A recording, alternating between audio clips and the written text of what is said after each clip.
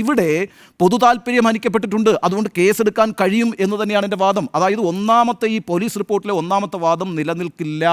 കാരണം സംസ്ഥാനത്തെ ഞാൻ നേരത്തെ സൂചിപ്പിച്ചതുപോലെ ഏറ്റവും പ്രമുഖരായ ഉദ്യോഗസ്ഥർക്കിടയിൽ ഒരു പ്രത്യേക മതവിഭാഗമായി പ്രവർത്തിക്കുന്ന ഒരു സംഘം രൂപപ്പെട്ടാൽ ആ ഭരണകൂടത്തെ നമുക്ക് വിശ്വാസത്തിലെടുക്കാൻ കഴിയില്ല. ആ ഭരണകൂടം സംസ്ഥാനത്തിന് ഗുണകരമായി പ്രവർത്തിക്കില്ല.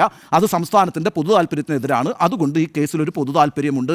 അതുകൊണ്ട് ആര് കേസ് കൊടുത്താലും, അത് ഞാൻ കൊടുത്താലും നിങ്ങൾ കൊടുത്താലും, പോലീസ് ഇക്കാര്യം അന്വേഷിക്കണമെന്ന് തന്നെയാണ് എൻ്റെ അഭിപ്രായം. രണ്ടാമത്തെ കാര്യം, ഗ്രൂപ്പിൽ നിന്ന് പരാതി ഉണ്ടാകണം എന്നാണ് പറഞ്ഞിരിക്കുന്നത്. ഗ്രൂപ്പിൽ നിന്ന് പരാതി ഉണ്ടാകുമെന്ന് നിങ്ങൾ ആരെങ്കിലും പ്രതീക്ഷിക്കുന്നുണ്ടോ? ഈ ഗ്രൂപ്പിൽ നിന്നൊരു പരാതി ഉണ്ടാകാനുള്ള യാതൊരു സാധ്യതയും കാണുന്നില്ല. എന്നാൽ ഈ വിവാദത്തിൻ്റെ തുടക്കത്തിൽ ഒരു IAS ഉദ്യോഗസ്ഥൻ ഒരു പരാതി കൊടുത്തിരുന്നല്ലോ. എന്തുകൊണ്ട് നിങ്ങൾ മുസ്ലിം ഗ്രൂപ്പ് ഉണ്ടാക്കി എന്ന് ചോദ്യം ഉന്നയിച്ചല്ലോ. അതുമായി ബന്ധപ്പെട്ട സ്ക്രീൻഷോട്ട് ഹാജരാക്കിയല്ലോ. ആ പരാതി എവിടെ പോയി? ആ പരാതി പൂഴ്ത്തിയിരിക്കുന്നു. അതായത് ഇന്ന് ചീഫ് സെക്രട്ടറി കൊടുത്തിരിക്കുന്ന ചാർജ് മെമ്മോയിൽ ഒരു പരാതി ഇപ്രകാരം ഒരു IAS ഉദ്യോഗസ്ഥനെ ഉയർത്തിക്കാട്ടിയതായി ഒരു പരാമർശവും ഉണ്ടായിട്ടില്ല.